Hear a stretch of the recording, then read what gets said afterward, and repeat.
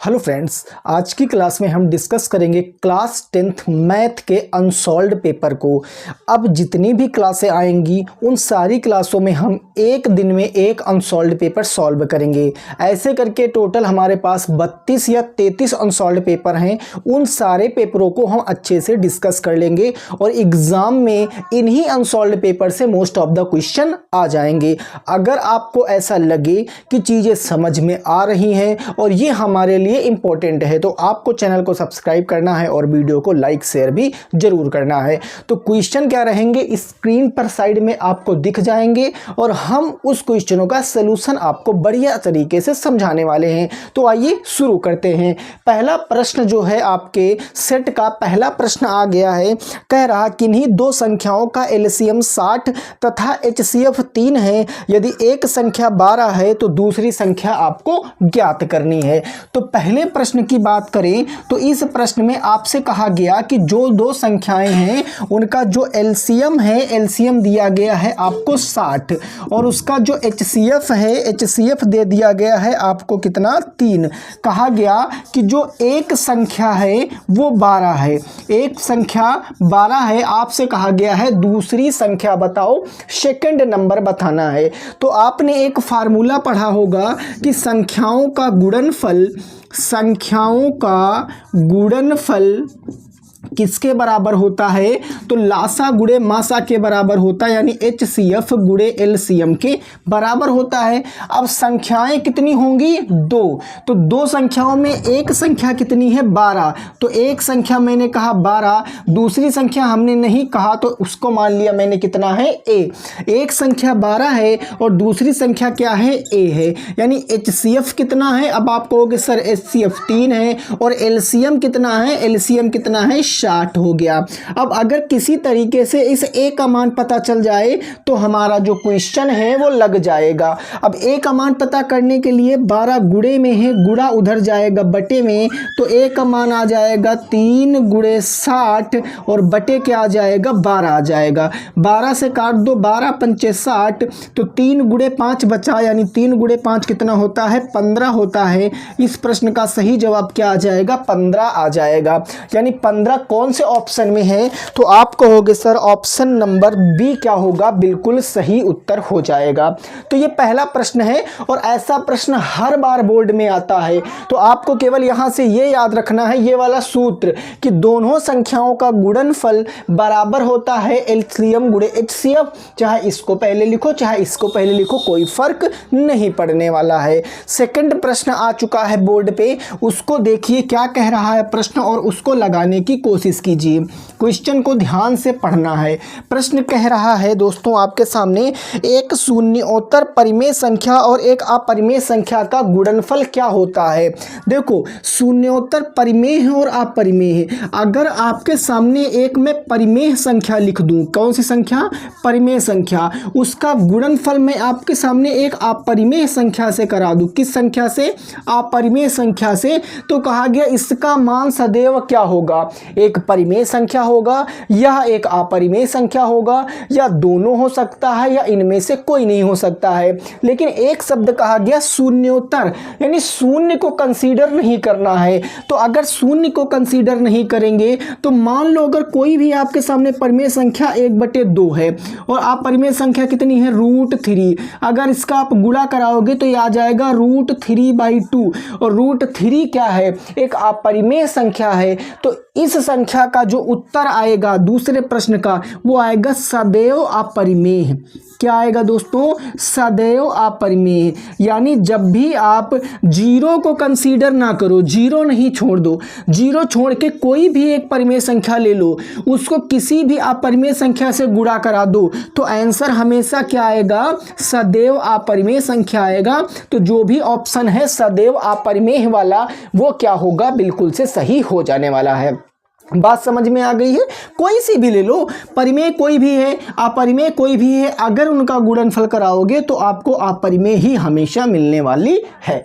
ठीक है ना। चलो क्वेश्चन नंबर 3 देखेंगे, प्रश्न संख्या 3 क्या कह रहा है उसको लगाने की कोशिश करेंगे। क्वेश्चन नंबर 3 को ध्यान से समझना भैया। क्वेश्चन नंबर 3 आपके सामने कहा गया है, ये कहा गया कि एक रेखा युग्म आपको दिया गया है, कौन सा, x प्लस के 2y माइनस के 5 बराबर के 0, और दूसरा दिया गया है आपके सामने 4x प्लस का 8y माइनस का 20 बराबर का 0। कहा गया इसके हल क्या होंगे, एक हल होगा, अनेक हल होंगे, अद्वितीय रूप से, ये आपको बताना है। तो सिंपल आपने जहाँ भी पढ़ा होगा, जिस भी क्लास में आपको पढ़ाया गया होगा, तो आपने देखा कि x का यहाँ कितना गुना है सर, 4 गुना है, यहाँ 1x है, यहाँ 4x है, यहाँ 2y है, यहाँ 8y, तो y का भी कितना गुना हो गया, 4 गुना हो गया, यहाँ 5 है, यहाँ 20 है, तो इसका भी कितना गुना हो गया, 4 गुना हो गया। माने कि इसको क्या कहेंगे कि ये पूरा का पूरा 4 गुना हो रहा है। यानी अगर ये पहला समीकरण है, ये दूसरा समीकरण है, तो दूसरा समीकरण पहले समीकरण के कितने गुना है, 4 गुना है। अगर ऐसी कंडीशन बन जाएगी तो सदैव आपको याद रखना है उसके कितने हल होंगे, उसके अनेक हल होंगे, उसके क्या होंगे, अनेक हल होंगे। ये जो भी ऑप्शन में अनेक हल है ये सही हो जाएगा। यानी इसके कितने हल होंगे, अनेक हल होंगे। इसको आप एक तरीके से और भी लगा सकते हो। आपने ये वाला फार्मूला पढ़ा होगा कि a1 बाई a2 बराबर है b1 by b2 not equal to c1 by c2। ऐसे करके 3 फार्मूले पढ़ाए गए हैं, एक में अनेक हल, एक में एक हल, इसमें एक में कोई भी हल नहीं होता है। तो आप वहां से भी इस चीज को लगा सकते हो। ये सिंपल याद रखो, अगर बराबर टाइम्स हो रहा है पूरे समीकरण में तो हमेशा उसके क्या होंगे, अनेक हल होंगे। ठीक है ना, क्लियर है बात। चलो नेक्स्ट देखेंगे क्वेश्चन नंबर 4 को। प्रश्न संख्या 4 देखिए क्या कह रहा है और उसको लगाने की कोशिश कीजिए। क्वेश्चन नंबर 4 कहा गया 3 के प्रथम 5 गुणजों का योग, 3 के प्रथम 5 गुणजों का योग। अब गुणज जानते हो क्या होता है, एक शब्द आया यहाँ सर, क्या, गुणज। गुणज का मतलब दोस्तों होता है बस पहाड़ा लिख देना, बस गुणज का मतलब क्या होगा, केवल पहाड़ा लिख देना, टेबल लिख देना है। अब 3 की टेबल 5 बार लिख दो। अब 3 की टेबल 5 बार लिखोगे, 3 एकम 3, 3 दूनी 6, 3 तिया 9, 3 चौक 12 और 3 पंजे क्या होगा, 15 हो जाएगा। 3 के प्रथम 5 गुणज लिख दिए, कहा गया इनका योग बताना है। अब चाहो तो एपी वाला फार्मूला लगा दो ना, n/2 2a plus n minus 1 upon का डी, ऐसे वाला फार्मूला। या आप क्या करना है, सिंपल 5 ही टर्म तो है ना भाई, जोड़ सकते हैं। तो कैसे जोड़ेंगे, 6 3 9 9 18, 18 और 2 20, 10 30, 10 40, 5 45, यानी 5, इसका कितना आंसर आ जाएगा भैया, 45 आ जाएगा। अब आप कहोगे सर क्या ये इस तरीके से लगाएंगे, ये बहुविकल्पी हैं। 20 प्रश्न ऑब्जेक्टिव आते हैं जिसमें आपको ओमार भरना होता है, तो उसमें तो लगाना नहीं होता है ना। तो आप 5 ही हैं तो जोड़ लेना, otherwise n/2 2a n minus 1 कर लेके जो फार्मूला होता है वो भी अप्लाई करा देना, आपका आंसर आ जाएगा। ठीक है ना दोस्तों, क्लियर है, कोई दिक्कत नहीं है। ठीक है, अब देखिए क्वेश्चन नंबर 5, प्रश्न संख्या 5 क्या कह रहा है उसको ध्यान से पढ़िए। क्वेश्चन नंबर 5 कहा गया एक द्विघात समीकरण आपको दिया गया है। कौन सा समीकरण है सर, द्विघात समीकरण है। कैसा, तो ये कह रहा है कि 2x स्क्वायर माइनस में 4x प्लस का 3 बराबर का 0। कहा गया के बारे में निम्न कथनों पर विचार कीजिए। इसके बारे में आपको विचार करना है। 4 कथन दिए गए हैं, आप स्क्रीन पर पढ़ सकते हो, उसके नीचे उत्तर भी दिए गए हैं। तो इसको आपको हल करना है और अपने उत्तर के बारे में विचार करना है। कैसे, अगर मैं देखूं तो सर यहाँ a बराबर क्या है, आप कहोगे सर a बराबर 2 है, b बराबर क्या है, b बराबर -4 है, c बराबर क्या है, c बराबर 3 है। अब कई लोग कह सकते सर a b c कहाँ से आया। तो दोस्तों जो द्विघात बहुपद का मानक रूप होता है वो होता है ax स्क्वायर प्लस में bx प्लस में c बराबर के 0। हमने तुलना किया तो a बराबर है 2, b बराबर -4 और c बराबर क्या है, 3 है। अब इसका मैं अगर विविक्तर निकाल दूं, अगर डिस्क्रिमिनेंट निकाल दूं, तो विविक्तर डिस्क्रिमिनेंट क्या होता है, b स्क्वायर माइनस का 4ac, यही तो होता है ना, बी स्क्वायर माइनस का 4ac होता है, बी का मान कितना है -4, तो ये हो जाएगा -4 का स्क्वायर, -4 गुणे ए क्या है 2 और सी क्या है 3 है, गुणा कराओ, -4 का स्क्वायर हो जाएगा 16, -4 दूनी 8 तिरिक कितना हो गया 24 हो गया। अब 16 में से -24 करेंगे तो आंसर आ जाएगा कितना, आप कहोगे सर -8 आ जाएगा। अब एक बात बताओ, आपने क्या पढ़ा है, आपने पढ़ा है सर अगर बी स्क्वायर -4ac छोटा हो जाता है 0 से तो वो क्या होता है, आप बताओ, 0 से छोटा हो जाता है तो इस केस में इसका कोई भी वास्तविक मूल नहीं होता है। आपने पढ़ा है ना कि यदि डिस्क्रिमिनेंट वास्तविक मूल क्या होता है, नहीं होता है। यही तो पढ़ा ना कि अगर बी स्क्वायर -4ac छोटा हो 0 से तो उस केस में इसका कोई भी वास्तविक मूल नहीं होगा। ठीक है सर, हमने सॉल्व कर लिया। अब हम उत्तर देखेंगे। उत्तर पहला कह रहा दिए गए समीकरण के विविक्तर 0 से कम है। आप बताओ क्या -8 0 से कम है, देखकर बताओ। कहोगे जी बिल्कुल -8 0 से कम है, यानी कहने का मतलब जो पहला ऑप्शन है वो तो बिल्कुल करेक्ट है भाई। -8 0 से कम है ना, क्योंकि जब आप इसको नंबर लाइन पे रिप्रेजेंट करोगे तो 0 से पहले आएगा -1 फिर -2 फिर -3 ऐसे करके बहुत कम है -8 ना, तो पहला तो सही हो गया।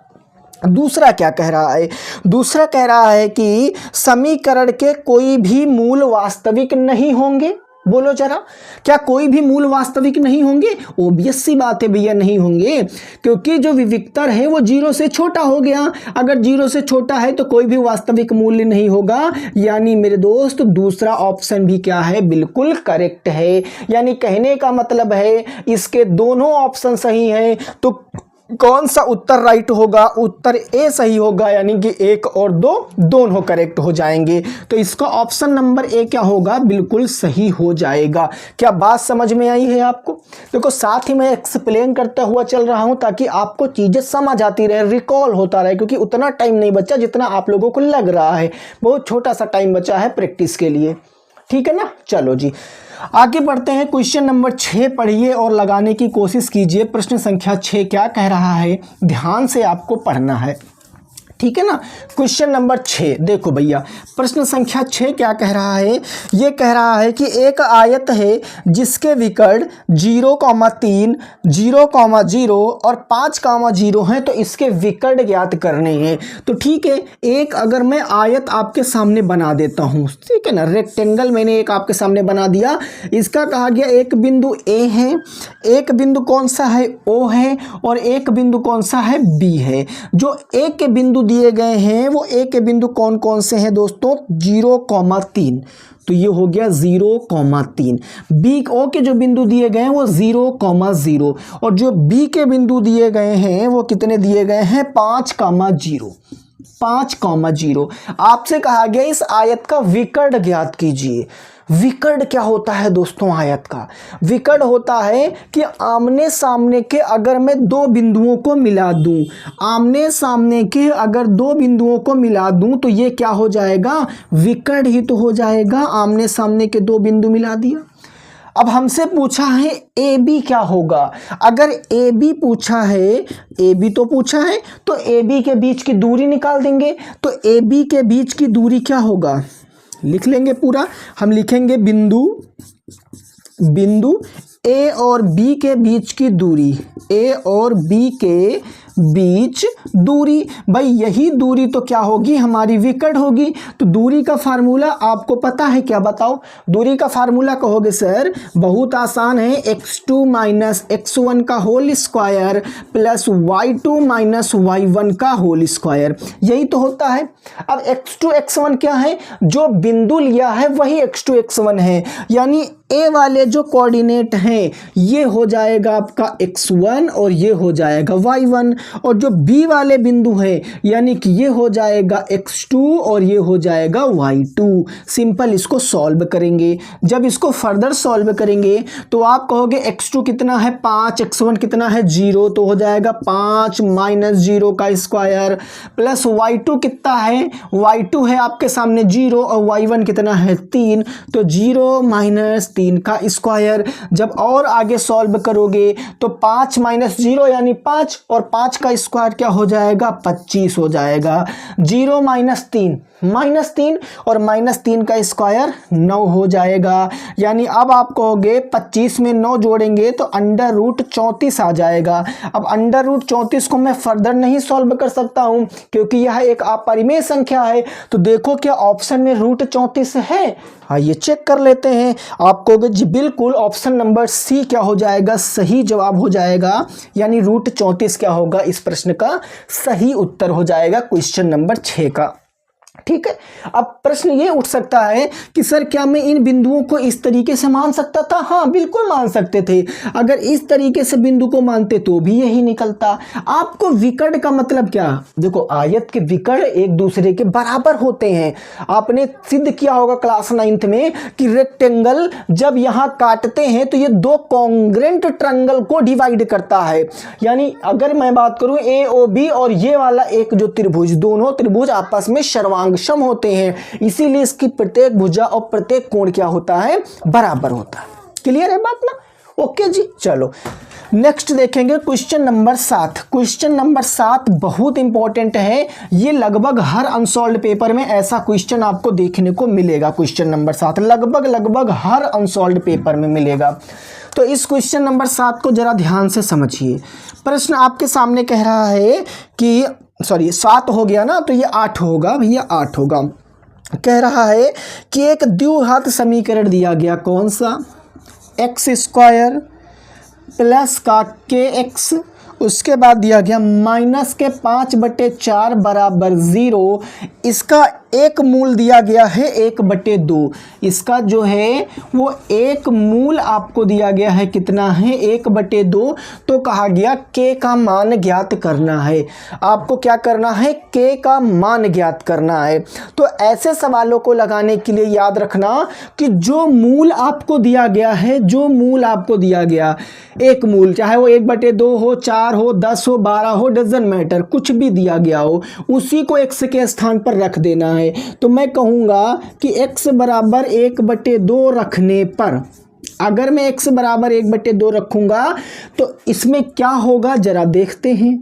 तो ये हो जाएगा 1/2 का स्क्वायर प्लस का k गुणे 1/2। अब -5/4 उधर भेज देंगे तो ये हो जाएगा प्लस के 5/4। 1 का स्क्वायर 1 और 2 का स्क्वायर 4 प्लस k एक कम हो गया, k बटे हो गया 2 बराबर क्या हो गया 5/4 हो गया। अब लेफ्ट हैंड देखो, एक जगह 4 है एक जगह 2 है हर में, तो हर बराबर नहीं, हर बराबर करने के लिए 2 और 2 से गुणा करा देंगे। यानी ये आ जाएगा 1/4 प्लस में 2k/4 बराबर का 5/4। अब आप देखो यहाँ भी 4, यहाँ भी 4, यहाँ भी 4, तो ये 4 क्या होगा, कट जाएगा। अब सिंपल सा प्रश्न आपके सामने क्या बचा, आपके सामने बचा 1 प्लस का 2k बराबर के 5, यही ना बचा। 1 भेज देंगे उधर माइनस में, तो सर ये आ जाएगा 2k बराबर 5 - 1, यानी कि 2k बराबर बचेगा 4। के इधर k का मान निकालना तो 2 को भेज देंगे, तो 4/2 यानी ये 2। k का मान कितना आ गया 2। अब आप अपने उत्तर देख लीजिए, जो भी ऑप्शन में 2 है उसे आपको टिक कर देना है। कौन से ऑप्शन में 2 है, k = कितना है 2, k = 2 हो जाएगा इस प्रश्न का सही जवाब। ठीक है ना, डन है, कोई दिक्कत नहीं है। चलो जी आगे बढ़ते हैं प्रश्न संख्या नंबर 9 पर। प्रश्न संख्या नंबर 9 क्या कह रहा है उसको ध्यान से समझते हैं। प्रश्न संख्या नंबर 9 को देखो, प्रश्न संख्या 9 का कह रहा है कि त्रिभुज समरूप होते हैं। दो त्रिभुज हैं, कब समरूप होंगे? तो देखो जरा, अगर मैं क्वेश्चन नंबर 9 की बात करूं, आपके सामने मैंने दो त्रिभुज बना दिए, ठीक है ना। मैंने इसका नाम रख दिया ABC और जो दूसरा त्रिभुज है उसको बना दिया, उसका नाम रख दिया मैंने PQR। दो त्रिभुज बना दिए। अब कहा गया दो त्रिभुज कब सर्वांगसम हो सकते हैं? जब उनके संगत कोण बराबर है। संगत कोण का मतलब क्या होता है? संगत कोण का मतलब होता है एंगल A बराबर होना चाहिए एंगल P के, एंगल B बराबर होना चाहिए एंगल Q के, एंगल C बराबर होना चाहिए एंगल R के। हाँ जी बिल्कुल, कोण संगत बराबर होने चाहिए। अगर कोई भी त्रिभुज सर्वांगसम है तो उनके संगत कोण बराबर ही होने पड़ेंगे। देखो सर्वांग समरूप है, समरूप का मतलब क्या होता है? बिल्कुल एक जैसे होने चाहिए, समरूप एक जैसे होने चाहिए। अब ये क्या हो जाएगा दोस्तों, यहां ध्यान से समझो। एक तो ये कंडीशन हो गई, दूसरी कंडीशन है इनके जो वो अनुपात हैं भुजाओं के वो बराबर होते हैं, यानी AB अनुपात PQ, BC अनुपात QR बराबर का AC अनुपात का PR, ये भी होता है बराबर।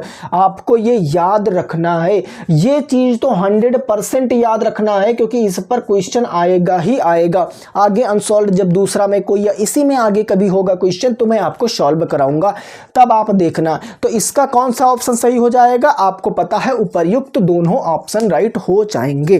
क्लियर है ना?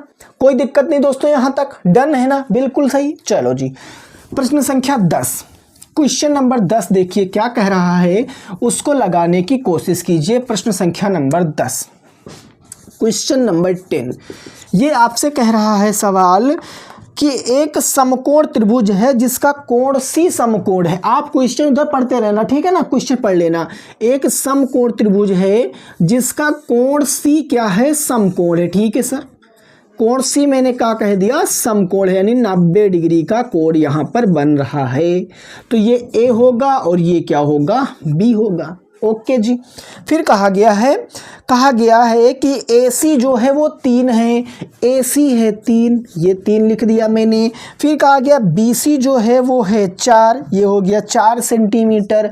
आगे प्रश्न कहा गया कि बिंदु C से होकर जाने वाली माध्यिका की लंबाई, बिंदु C यहाँ है, यहाँ से अगर मैं माध्यिका खींचूं, मान लिया कि मैंने CD माध्यिका खींच दिया, तो आपसे कहा गया कि CD की लंबाई बताना है, और CD है क्या? माध्यिका है। अब यहाँ ध्यान से समझना, जब आप लोगों ने त्रिभुज चैप्टर को पढ़ा होगा तो ये सिद्ध करने को भी आता है। ये सिद्ध कीजिए कि समकोण त्रिभुज में समकोण से सामने वाली भुजा पर अगर कोई भी लाइन खींची जाती है तो वो लाइन सामने कर्ण को दो इक्वल पार्टों में डिस्ट्रीब्यूट कर देती है।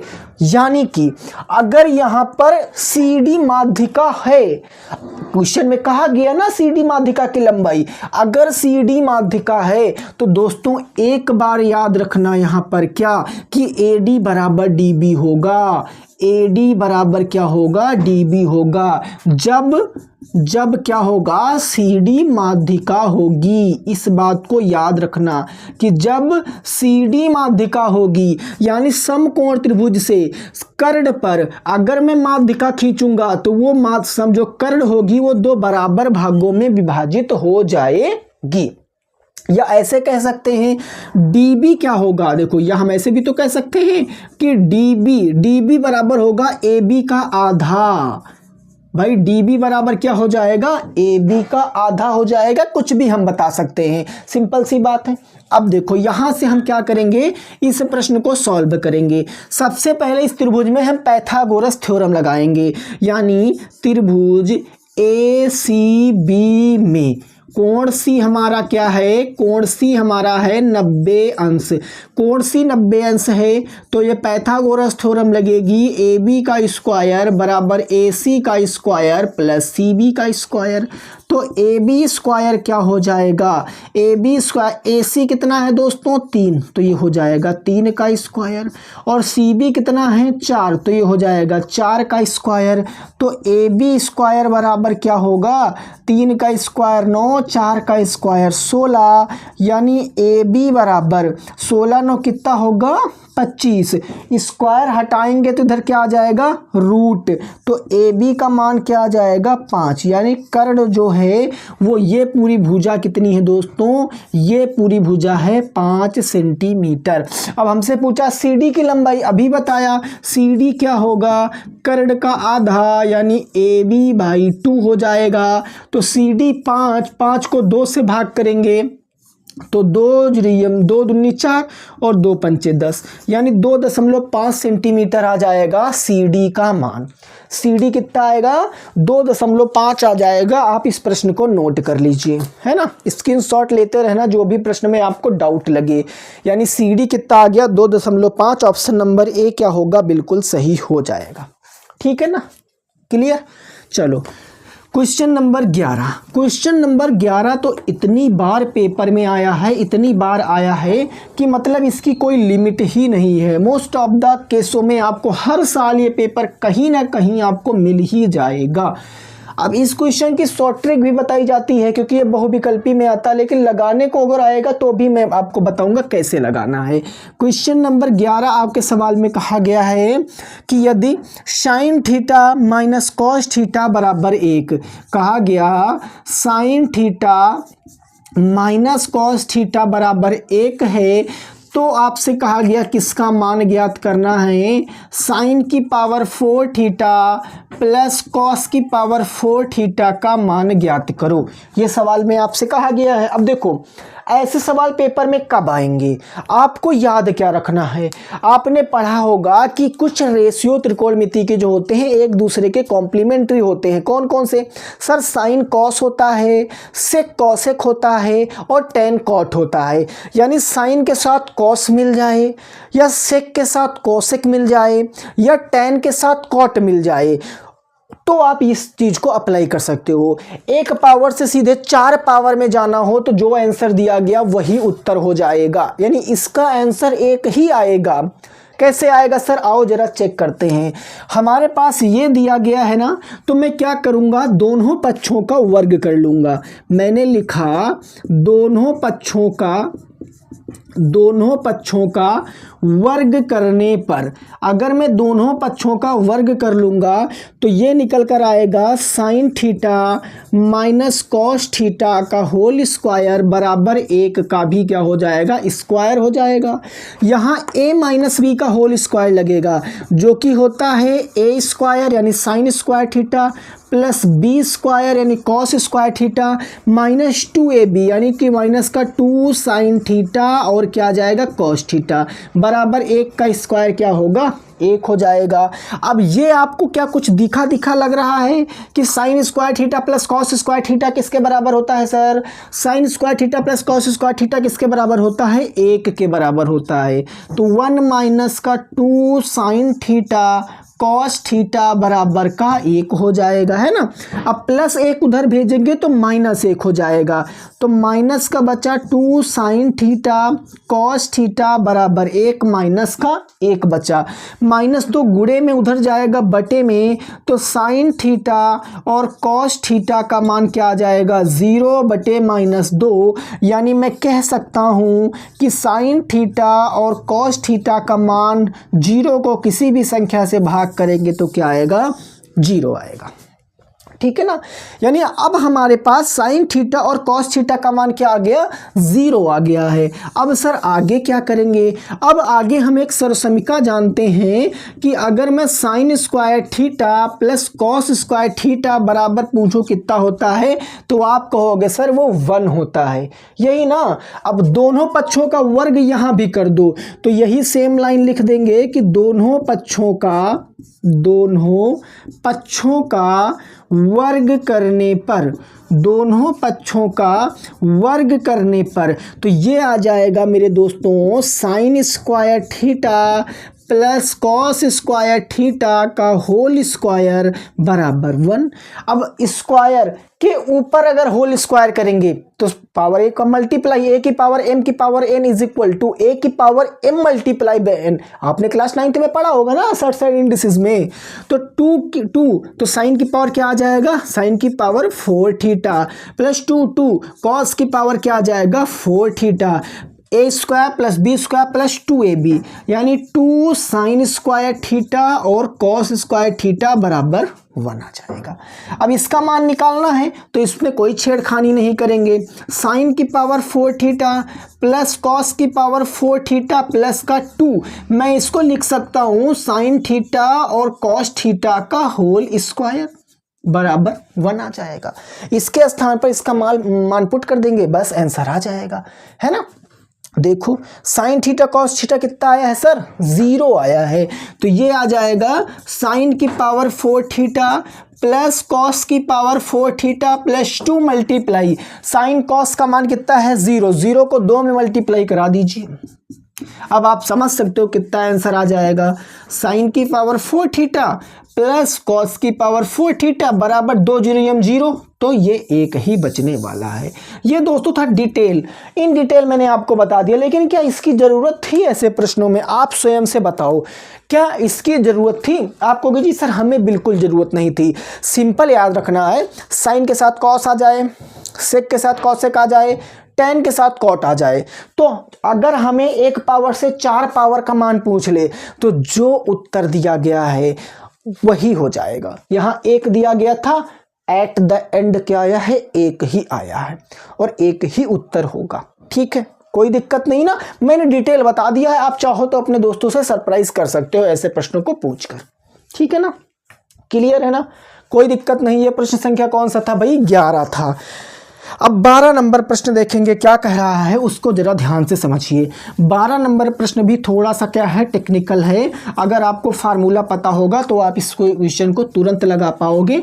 वैसे मैं लगे हाथ बताता रहूँगा फार्मूला, जो आपको नोट करना होगा वो आप नोट कर सकते हो, ठीक है, या वैल्यू पुट करके भी लगा सकते हो, कोई फ़र्क नहीं पड़ने वाला है। चलिए जी, क्वेश्चन नंबर 12 की बात करते हैं। क्वेश्चन नंबर 12 कहा गया कि यदि साइन 2a बराबर 2 साइन ए, हमने कहा अच्छा भैया साइन 2a बराबर का 2 साइन ए हो तो a का मान ज्ञात कीजिए।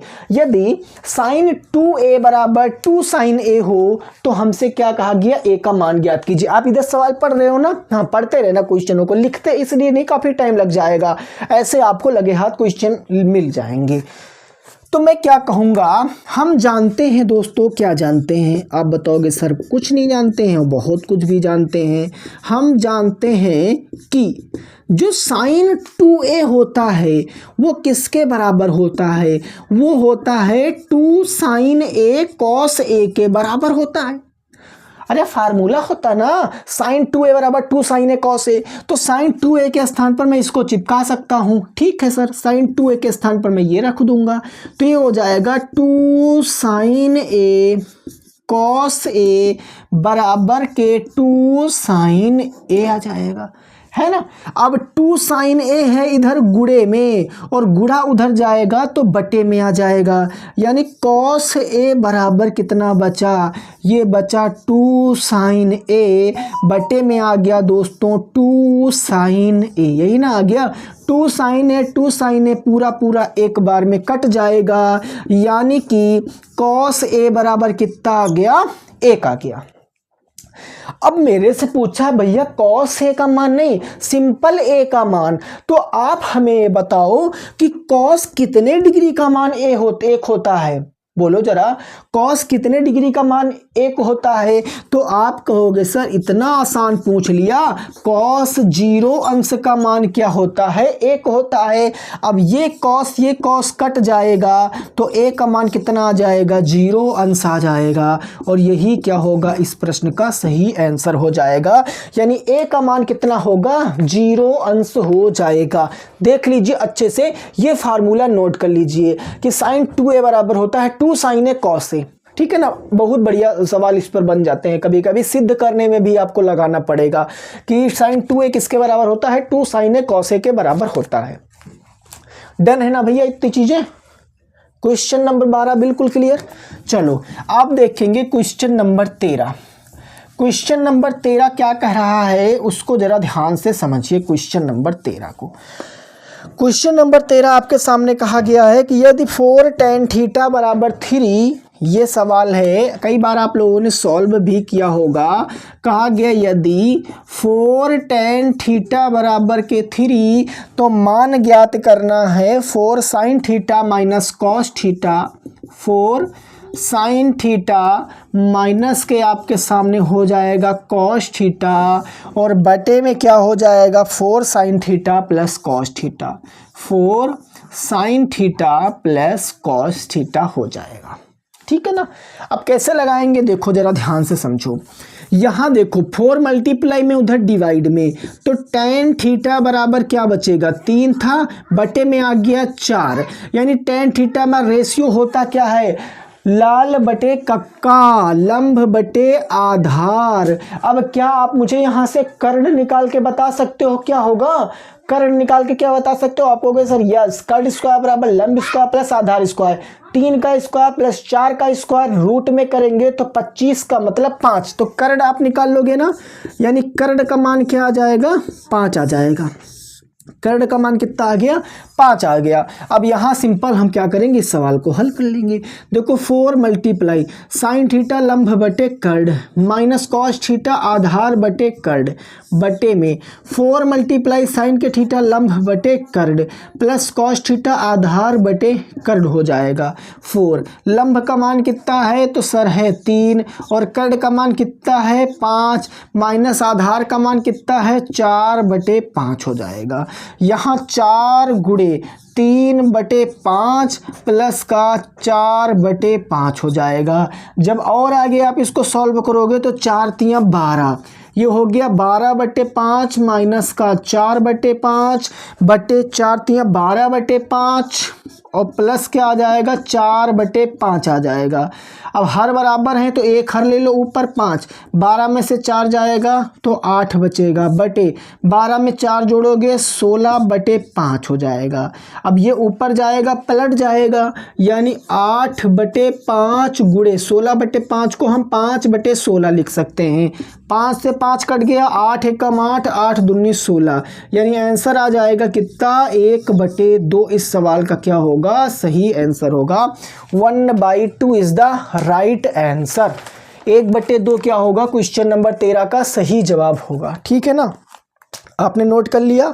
क्वेश्चन नंबर 13 का सही जवाब 1/2 यानी ऑप्शन नंबर सी क्या होगा बिल्कुल सही हो जाएगा।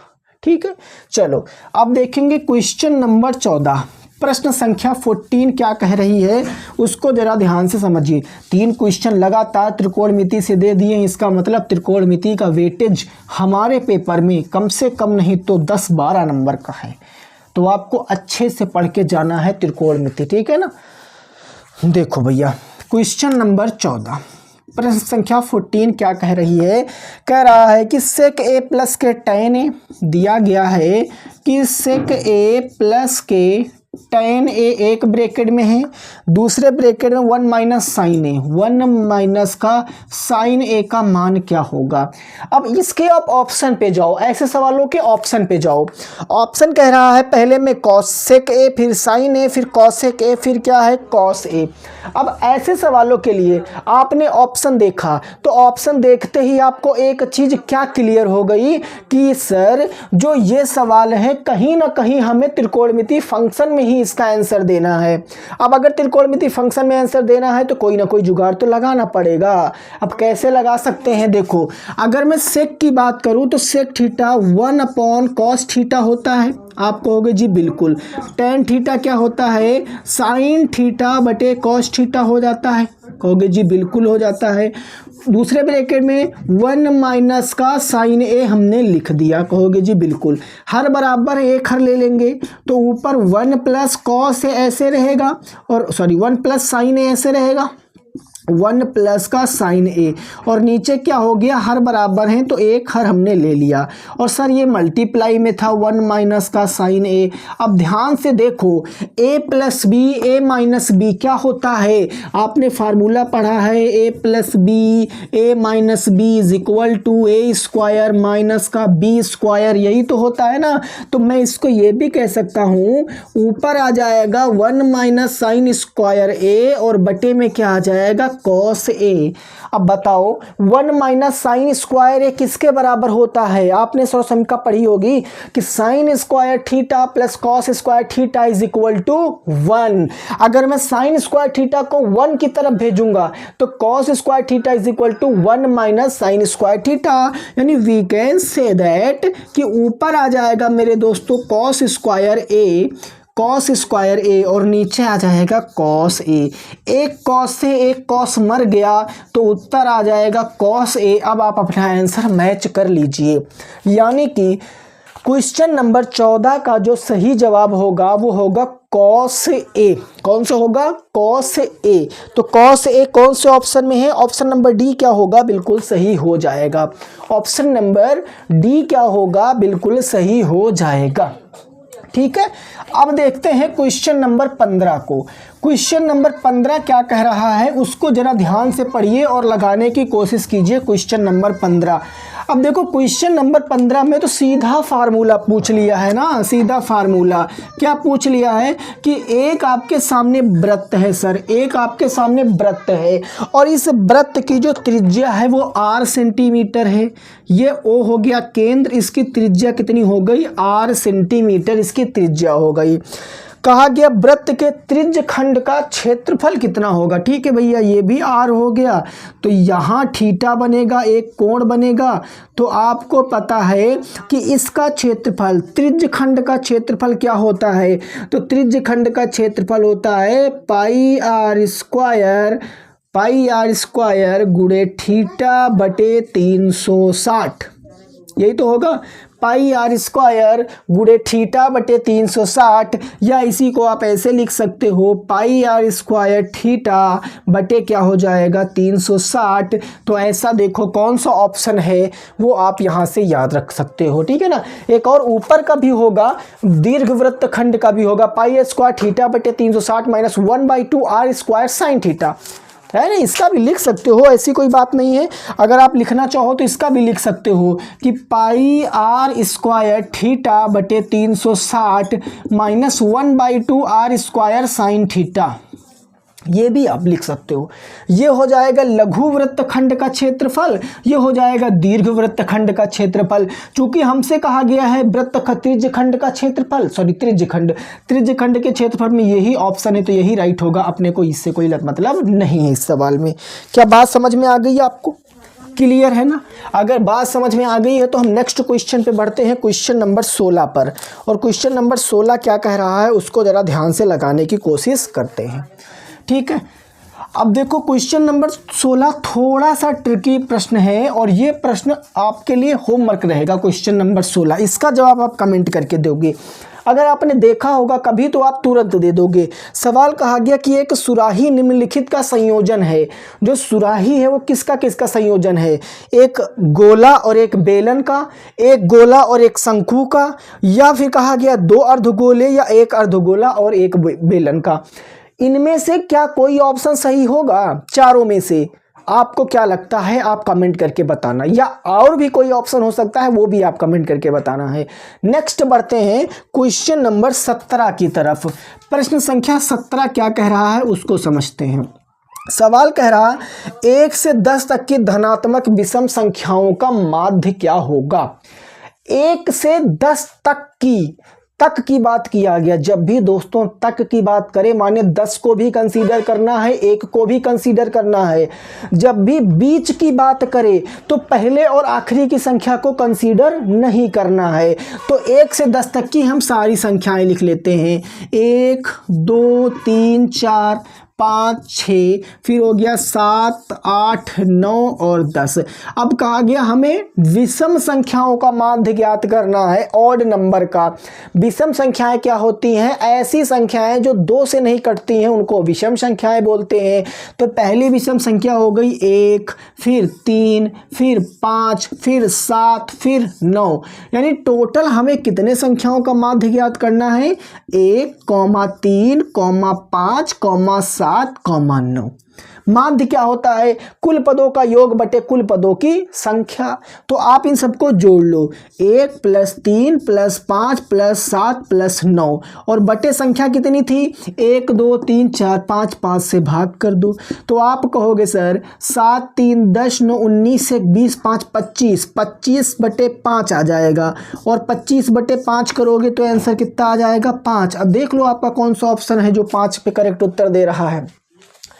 5 कौन से ऑप्शन पे सही हो जाएगा, तो 5 हो जाएगा आपका कौन से ऑप्शन पे, ऑप्शन नंबर कौन सा भैया सही होगा, ऑप्शन नंबर डी बिल्कुल करेक्ट हो जाएगा। ऑप्शन नंबर डी क्या होगा, एकदम राइट आंसर हो जाएगा क्वेश्चन नंबर 17 का। ठीक है, अब बात करेंगे सर क्वेश्चन नंबर 18 की। प्रश्न संख्या 18 को कैसे लगाएंगे उसको जरा समझने की कोशिश करते हैं। क्वेश्चन नंबर 18 को देखो ध्यान से समझिए। क्वेश्चन नंबर 18 आपको कुछ आंकड़े दिए गए हैं। कौन कौन से आंकड़े हैं, पहला है 13, 13 के बाद है 15, 15 के बाद है 16, 16 के बाद है 17, 17 के बाद है 19, 19 के बाद है 20। 1 2 3 4 5 6, 1 2 3 4 2 2 4 2 6। ठीक है, कहा गया इसकी क्या बताना, माध्यिका बताना, आपको मीडियन बताना है। अब देखो माध्यिका का फार्मूला बहुत ही बढ़िया है। माध्यिका पहले देखो क्या आंकड़े आरोही या अवरोही क्रम में लिखे हैं, माने बढ़ते या घटते क्रम में लिखे हैं। हमने कहा देख लेते हैं, पहले 13 है, 13 के बाद 15 ठीक है, 15 के बाद 16 17 19 20 बिल्कुल ठीक है। अगर ऐसी केस में आ जाए तो पहले से एक काटो, आखिरी से एक काटो, फिर एक काटो, फिर एक काटो। अब अगर दोनों को काट के बीच में एक बचता तो वो होता, लेकिन दोनों बच गए तो इन दोनों को जोड़ दो, 16 + 17 और 2 से भाग कर दो तो 17 16 हो जाएगा। 33 को 2 से भाग करो तो 16.5 या 33/2 आ जाएगा। तो 33/2 है ऑप्शन में, यानी ऑप्शन नंबर सी क्या होगा, सही जवाब हो जाएगा। ऑप्शन नंबर सी क्या होगा, बिल्कुल सही जवाब हो जाएगा इस प्रश्न का। क्लियर है ना क्वेश्चन नंबर 18। क्वेश्चन नंबर 19 देखिए। क्वेश्चन नंबर 19 क्या कह रहा है, कहा गया कि आपके सामने कुछ प्रक्षेपणों का माध्य दिया गया है और आपके सामने बहुलक दिया गया है। कहा गया है कि माध्यिका आपको बताना है। ठीक है ना, तो इस सवाल में आपको माध्य दिया है। माध्य कितना दिया गया है, माध्य दिया गया दोस्तों 27, और जो बहुलक है, बहुलक कितना दिया गया है 45। तो कहा गया माध्यिका बताना है। तो आपने सूत्र पढ़ा होगा कि मोड = क्या होता है, बहुलक बराबर क्या होता है, 3 माध्यिका, 3 गुणे माध्यिका माइनस में 2 गुणे माध्य। यही तो होता है फार्मूला, बस इसी में सेट करना है, अपना आंसर आएगा। बहुलक कितना है 45, 3 गुणे माध्यिका हमको निकालना है, तो हमने कहा ठीक है भैया माध्यिका निकाल देंगे ना, क्या ही प्रॉब्लम है। माइनस 2 गुणे माध्य का मान कितना है 27 है। सॉल्व करेंगे 45 बराबर का 3 गुणे माध्यिका, ये आ गया 3 गुणे माध्यिका माइनस 27 दूना 54, 54 माइनस से इधर आएगा प्लस में, तो 45 में 54 जोड़ देंगे तो 99 बराबर आ जाएगा 3 गुणे माध्यिका, है ना। मैंने डायरेक्ट 99 लिख दिया, आपको समझ आया ना कैसे लिख दिया, 54 माइनस से प्लस में, 3 गुणे से इधर आएगा बटे में, तो 99/3 बराबर के इधर क्या माध्यिका बचेगा। आप कहोगे जी बिल्कुल बचेगा, काटेंगे 3 तिया 9, 3 तिया 9, तो माध्यिका का मान क्या आ जाएगा 33 आ जाएगा। जो भी ऑप्शन में 33 है उसको आप टिक करके आगे बढ़ सकते हो, जो भी ऑप्शन में 33 है वो आप टिक कर दीजिए। और ये फार्मूला याद रखिए, बहुत इंपॉर्टेंट फार्मूला है कि बहुलक बराबर 3 माध्यिका माइनस 2 माध्य, बहुलक बराबर 3 माध्यिका माइनस के 2 माध्य, ये याद रखना है फार्मूला। ठीक है ना। अब दोस्तों हम अपने बहुविकल्पी प्रश्न के एकदम आखिरी पड़ाव पे आ चुके हैं। लास्ट प्रश्न है बहुविकल्पी प्रश्न का, क्योंकि 20 जो एक नंबर के आते हैं, अगर यहाँ तक आपने सही किया है तो ये मान के चलिए आपके 20 नंबर क्या हैं, पक्के हो गए हैं। ठीक है, तो क्वेश्चन नंबर 20 को ध्यान से समझते हैं। क्वेश्चन नंबर 20 कहा गया कि एक पासे को फेंका जाता है तो 3 से छोटी एक विषम संख्या आने की प्रायिकता क्या है। देखो 3 से छोटी, किससे छोटी, 3 से छोटी विषम संख्या आने की प्रायिकता हमसे पूछा है। ध्यान से समझना। अब देखो, एक पासे में कितने फलक होते हैं? 6 फलक होते हैं, जिसपे 1 से लेकर 6 तक की संख्याएं लिखी हुई होती हैं ना। ऐसे 1 2 3 4 5 6 लूडो ना, लूडो वाले पासे पर 6 तक की तो संख्याएं होती हैं। अब कहा गया कि 3 से छोटी विषम संख्या। तो पहले बताओ विषम संख्या क्या होती है? अभी ना बताया है। विषम संख्या ऐसी संख्या सर जो 2 से नहीं कटती हैं। तो 3 से छोटी विषम संख्या तो एक ही बची ना। तो इसके आने की प्रायिकता क्या होगी? तो प्रायिकता का फार्मूला क्या होता है? आपने क्या पढ़ा है प्रायिकता का फार्मूला? प्रायिकता होता है कि favourable upon total outcome, favourable upon total outcomes. Hindi में कहें तो किसकी प्रायिकता निकाल रहे हो बटे में टोटल चीजें। तो किसकी प्रायिकता? एक संख्या है, एक की निकाल रहे हैं। और आउटकम कितने? 1 भी आ सकता, 2 भी, 3 भी, 4 भी, 5 भी, 6 भी। तो 1/6 आ जाएगा। यानी इसका आंसर क्या होगा? 1/6 होगा। तो ये हमने टोटल 20 बहुविकल्पीय प्रश्नों को डिस्कस कर लिया है। अब आगे देखेंगे जो 2 नंबर वाले प्रश्नों को सॉल्व कैसे करेंगे।